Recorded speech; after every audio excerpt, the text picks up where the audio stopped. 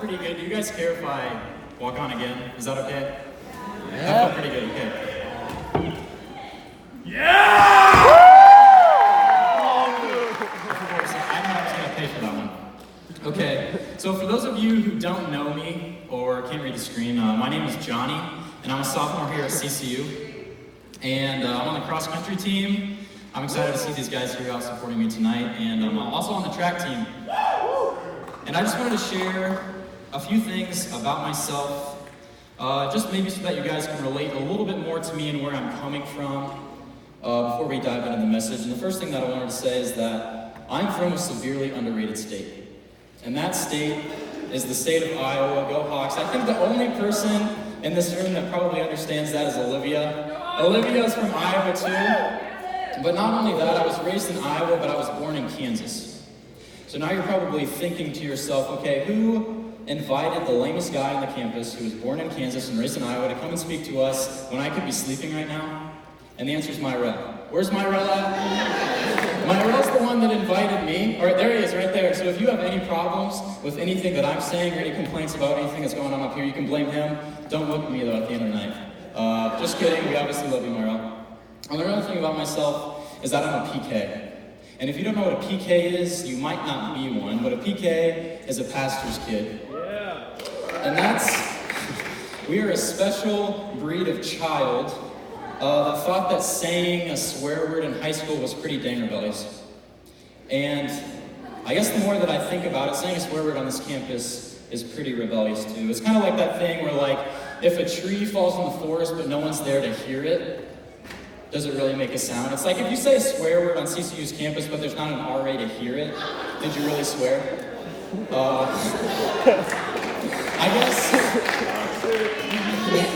I guess I don't really have an opinion on that one, but God does, and He's ultimately the one that's watching you. It's not the RS.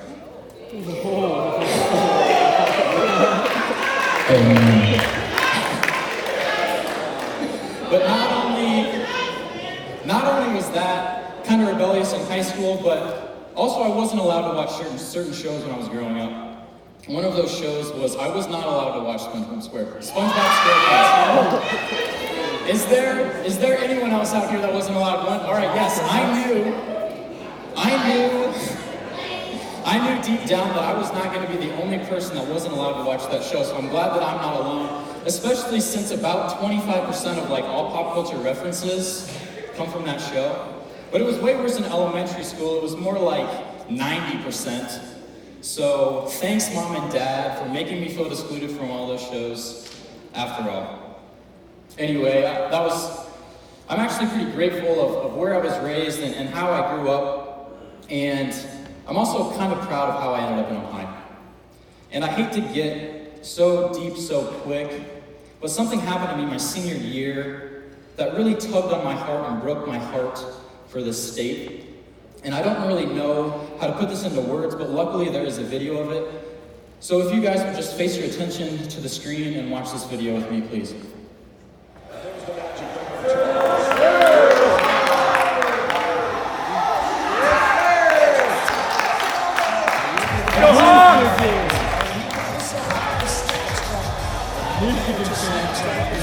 Okay, look at this guy's face in the bottom corner. Right there. That guy right there. That was my face while this was going on.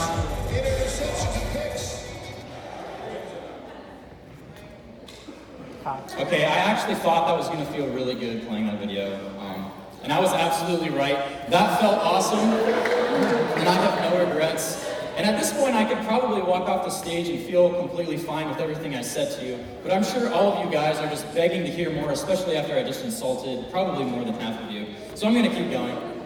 But all jokes aside, I want to say a quick prayer before I get into what I actually have to say tonight. So would you guys bow your heads with me? Dear Heavenly Father, thank you for trusting me with the opportunity to speak in front of this group of people tonight.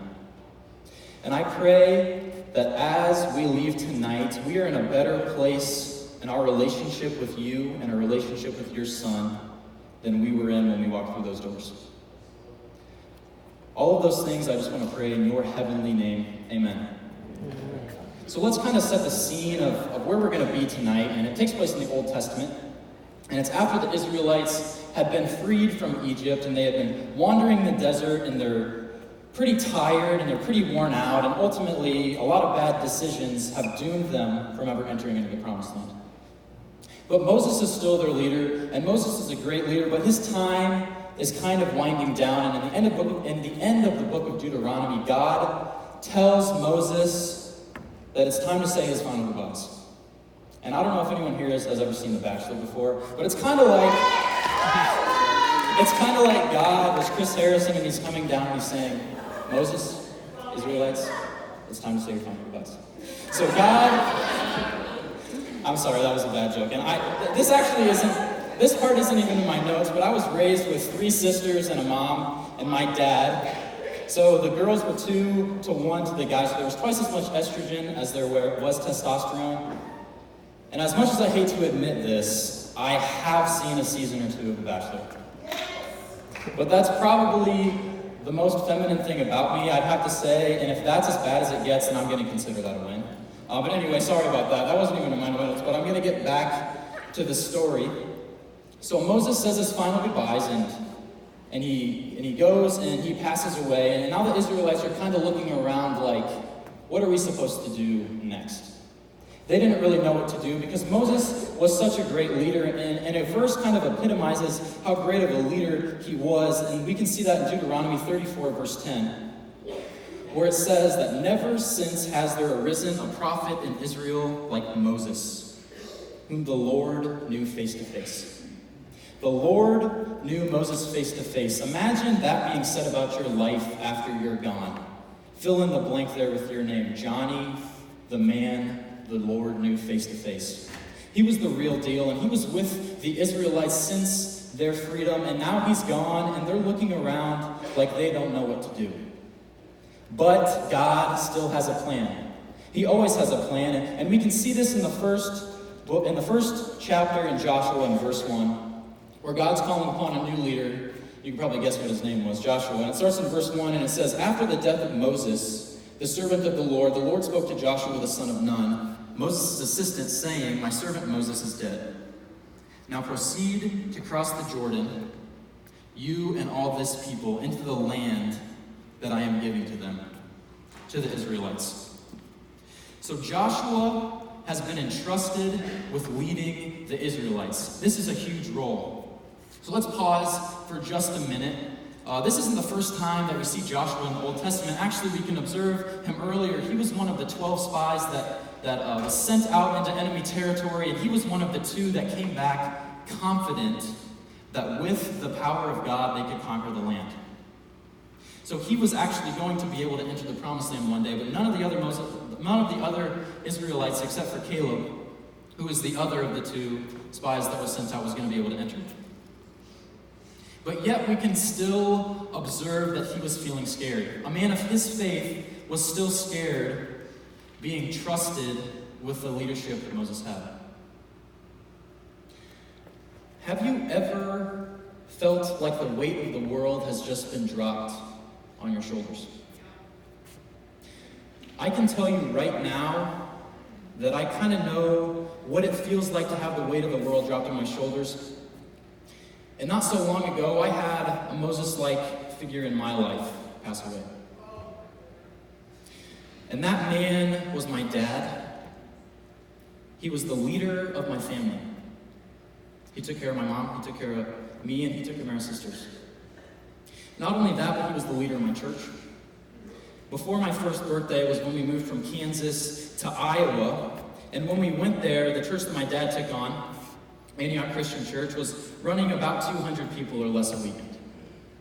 This summer, our average attendance was more than 17 and 1,800 people every single weekend. You see, he was a great leader, and God was working through him. He was the leader of my family. He was the leader of my church, but he was also my spiritual mentor.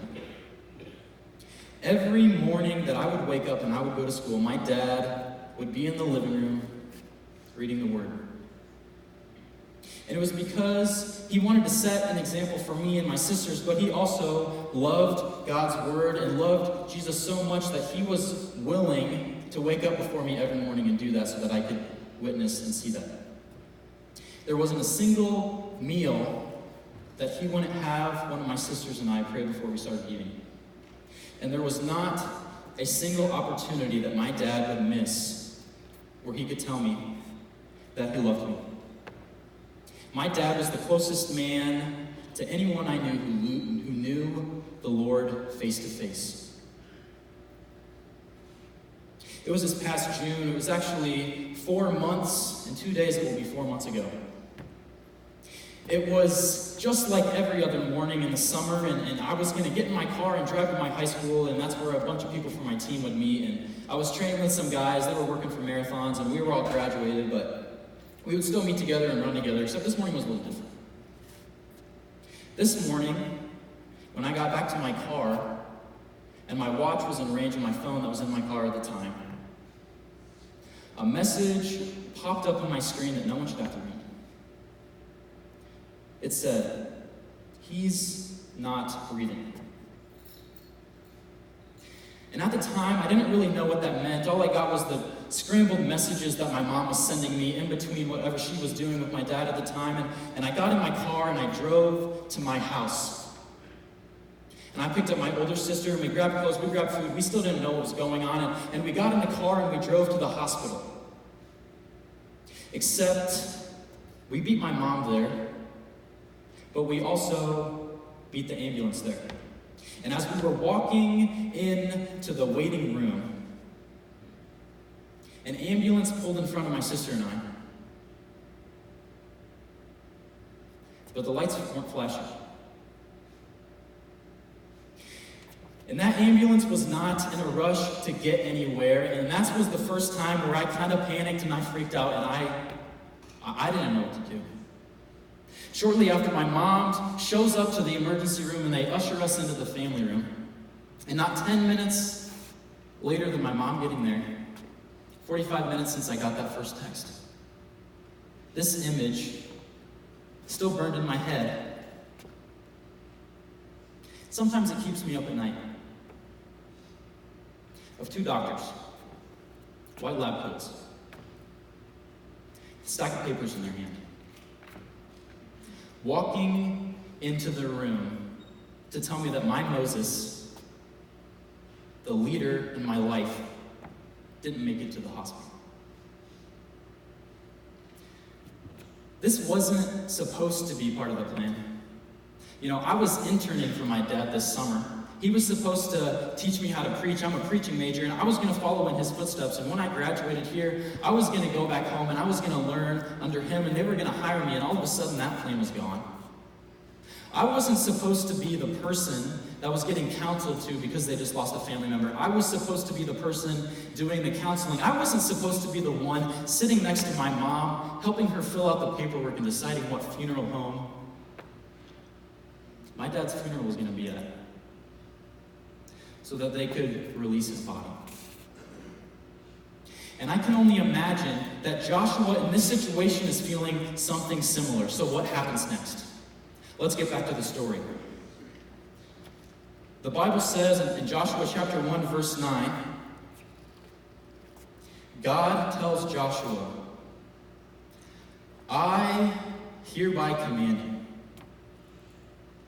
be strong and courageous. Do not be frightened or dismayed, for the Lord your God is with you wherever you go." So what does Joshua do? He picks up right where Moses left off. And don't miss this, guys. It's not because Joshua is strong enough, because it's not. It is because of God. The giver of strength, the giver of life is with him, and that is a promise. He is with you wherever you go.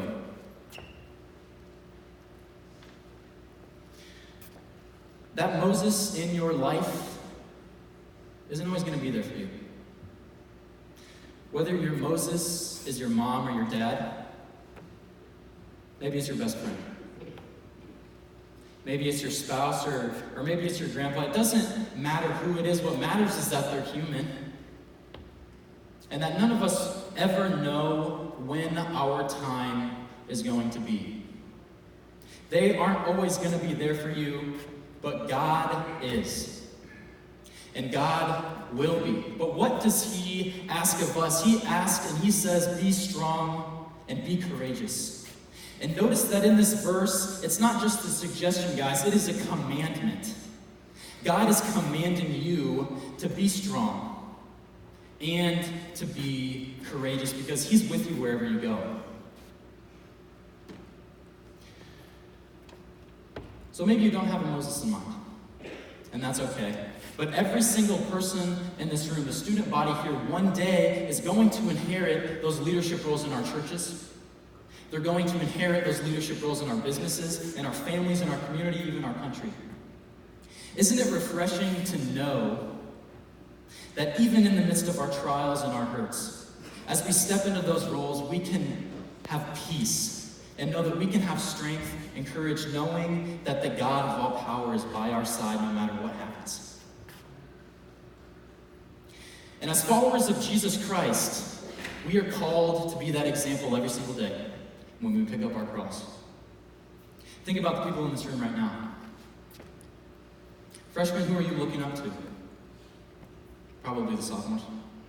I know that when I was a freshman especially, I was looking up to the sophomores and the upperclassmen in my grade, especially the ones that were on my team, especially the ones that were in my classes, especially the ones that I saw every single day. So what example, sophomores, are you setting? I'm a sophomore right now, and I can tell you the names of the juniors that I'm looking up to, and I'm following in their example because they're being examples of Christ. And the same thing goes with juniors.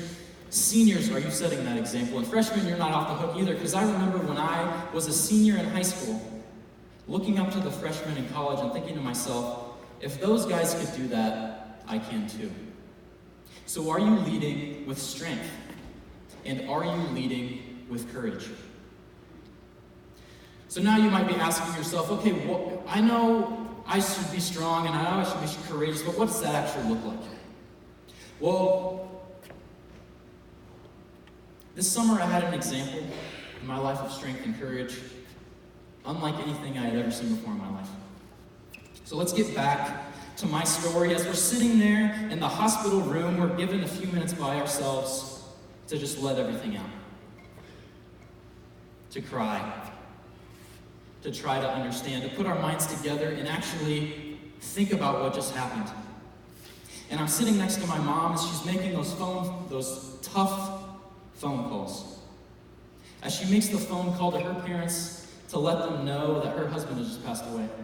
And my little sister was in Denver with them at the time, and she had to tell my little sister that she wasn't going to be coming home with her dad. Or how about the phone call that my mom had to make to my brother-in-law so that he could go pick my sister up from work and tell her that when they were visiting a few weeks earlier, that was going to be the last time she ever saw him. Or what about the phone call that my mom had to make to my dad's dad, my grandpa, to tell him that that his wife's funeral wasn't going to be the only funeral he had to attend for a family member that year. He was also going to have to sit through the funeral of his own son. It was in that moment that I look over to my mom and with a tear in her eye, she tells me to not remember and not forget all of the good that God has done in my life. And she says that this song has been on her heart for the past couple of weeks, and it's one that the pastors at my church have been singing. And the end of the chorus goes like this, and this is what she said. And she said, I will sing of the goodness of God. A newly widowed woman sung through the tears. How is she able to do this? It's because she knows the promises that God has already made. He's already made these promises to Joshua. Let's fast forward a few days, and my sisters finally get into town. We're together as a smaller family for the first time. And we're driving to where my dad's going to be laid, and deciding that if that's really where we want to put him, and my mom's deciding if that's where she wants to be laid when she passes. I'll look to the passenger seat on my right, and there's my mom again, tear in her eyes singing. I will sing of the goodness of God. And it doesn't just stop there. The next few days, we pull up to the visitation, and my mom to my right with a tear in her eye, right before we walk in those doors, and we're there for hours longer than we were supposed to be. She starts singing with a tear in her eye, and she says, "I will sing of the goodness of God." And lastly, as we're pulling up to the funeral, the next morning, it's light outside, but it's dark inside that car. But there is still a light shining from my mom. As with a tear in her eye, minutes before we go to see my dad for the last time, minutes before we sit on that front row when we listen to the pastor give a message about my dad's life, her husband of 29 years' life, she says, "I will still sing of the goodness of God."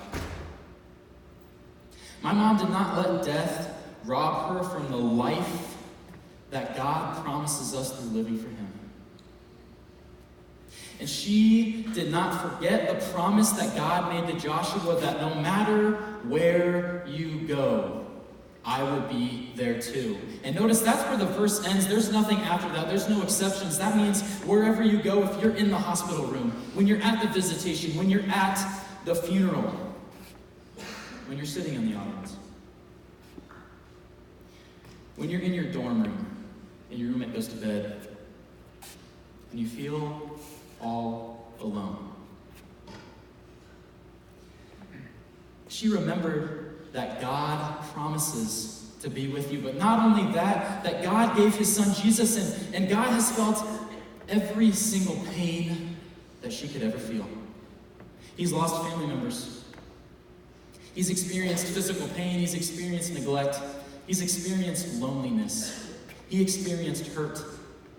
And He willingly took on all of those pains for my mom and for you and for everyone here and for everyone in the world, myself included. But not just that, He conquered.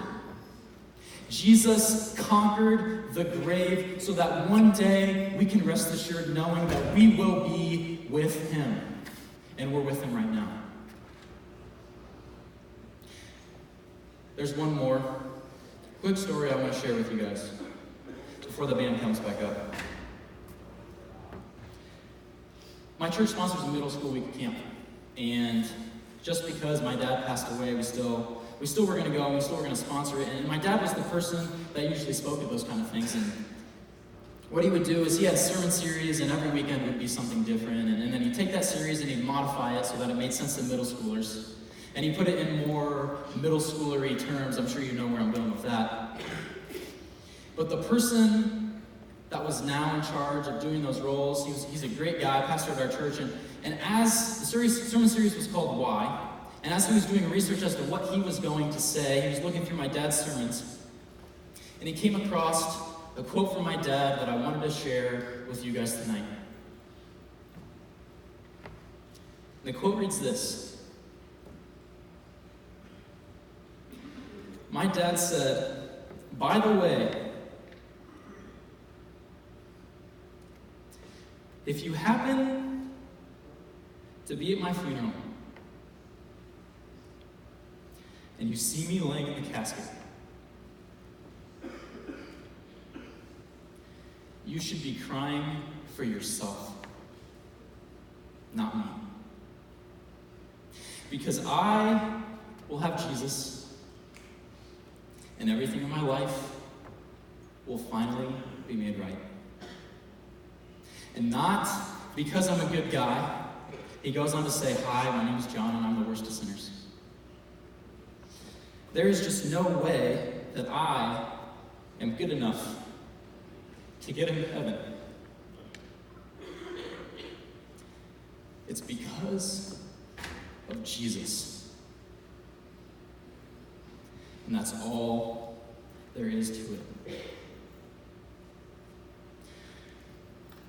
You don't have to leave this room tonight being any less confident of where you're going when you die than my Moses was.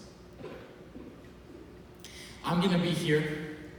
There's going to be people here willing and ready to answer your questions, anything that you have. And my Moses left me with the confidence that he is with Jesus and that he is with him wherever he goes. So I do not have to be afraid. If you're ready to make a decision, or if you just need someone to talk to, don't hesitate. He's waiting for you. Let's pray. Dear Heavenly Father,